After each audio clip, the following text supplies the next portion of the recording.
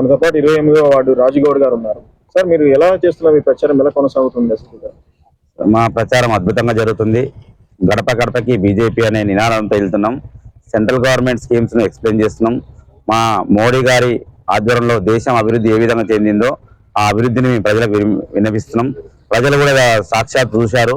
మొన్ననే రీసెంట్ గానే మన సహనంతో ఓర్పుతో ట్రంప్ గారిని ఏ విధంగా లొంగదీసిండో భారతీయ జనతా పార్టీ నరేంద్ర మోడీ గారి నాయకత్వంలో భారతదేశం ఏ విధంగా ముందుకెళ్తుందో ఆర్థికంగా కానీ, అన్ని రంగాల్లో కానీ, రక్షణ రంగంలో కానీ, అన్ని అభివృద్ధి పథంలో కానీ, స్కిల్ డెవలప్మెంట్ లో కానీ ఏ విధంగా వెళ్తుందో చూశారు.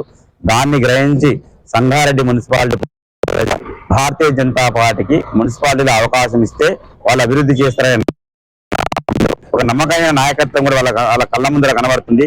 ఆ నాయకత్వంతో ముందుకెళ్దామని ప్రజలు కూడా నిర్ణయించుకున్నారు.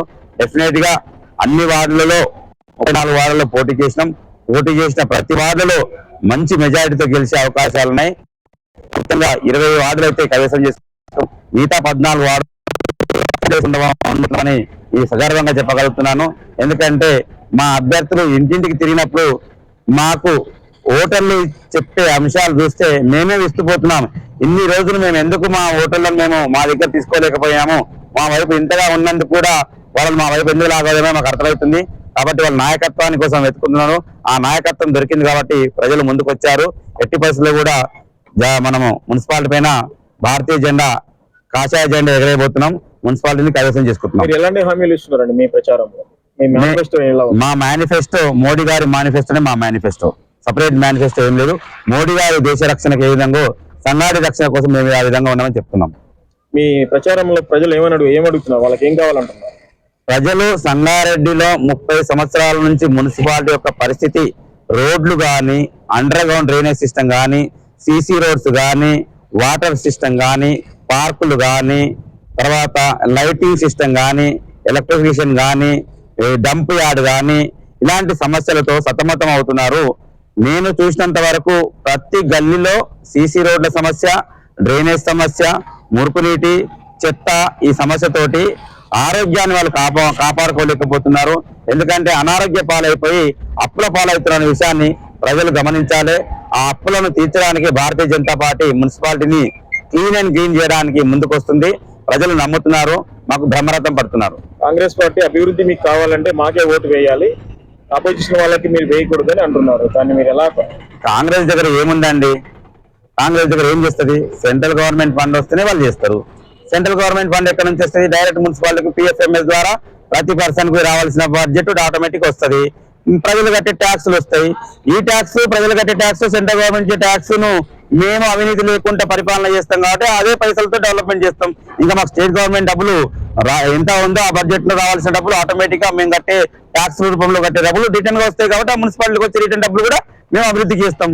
ఎప్పుడైతే అవినీతి లేకపోతే ఆటోమేటిక్ డెవలప్ అవుతాయి. అవినీతితో కూరుకుపోయింది కాంగ్రెస్ అంటేనే కరప్షన్.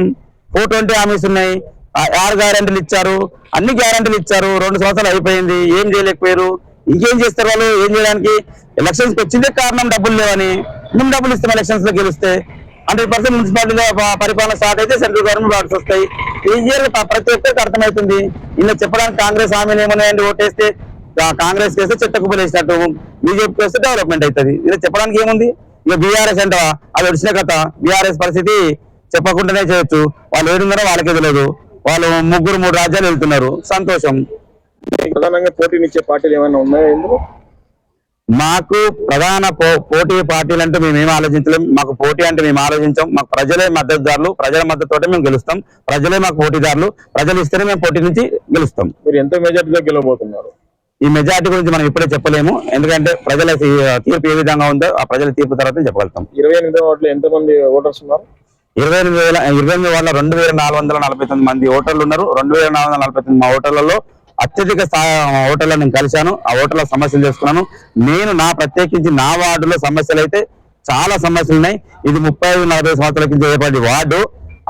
సంగారెడ్డి కొత్తగా పట్టణం ఏర్పడిన శాంతినగర్, శాంతికి నిలయంగా ఉండే వార్డు అశాంతికి నిలయంగా అయిపోతుంది. దాన్ని శాంతి నిలుపుకోవడానికి శాంతినగర్ ప్రజలకు నేను హామీ ఇస్తున్నాను, డెవలప్మెంట్ చేస్తానని. మీరు ప్రజలకు ఏమైనా చెప్పాలనుకుంటున్నారు? ప్రజలకు నేను మీ ఓటును ఒకటే చెప్తున్నా, మీరు మీ ఓటుతోటి మా భారతీయ జనతా పార్టీ అభ్యర్థులను కొనుక్కోమని చెప్తున్నా. ఓటుతో కొనుక్కోండి మమ్మల్ని. మీ ఓటు అనే ఆయుధంతో, వజ్రాయుధంతో మమ్మల్ని కొనుక్కోండి. మేము మీ బానిసలుగా పనిచేయడానికి భారతీయ జనతా పార్టీ అభ్యర్థులందరూ రెడీ ఉన్నారు చేయడానికి. భారతీయ జనతా పార్టీ అభ్యర్థులు అంటేనే కాషాయ కార్యకర్తలు ఏదో ఉంటారో మీకు తెలుసు, సైనికులు వాళ్ళు పనిచేయడంలో. డెఫినెట్ గా మీరు మమ్మల్ని కొనుక్కోండి, ఓటుతోటి మేము పనిచేయడానికి రెడీ ఉన్నాం. దయచేసి ఈసారి మీరందరూ కూడా, ప్రజలందరూ కూడా మీ ఓటు అనే ఆయుధంతో మమ్మల్ని కొనుక్కొని మున్సిపాలిటీకి కాషాయ జెండా ఎగరేయడానికి తోడ్పడాలని అందరికీ. Thank you so much.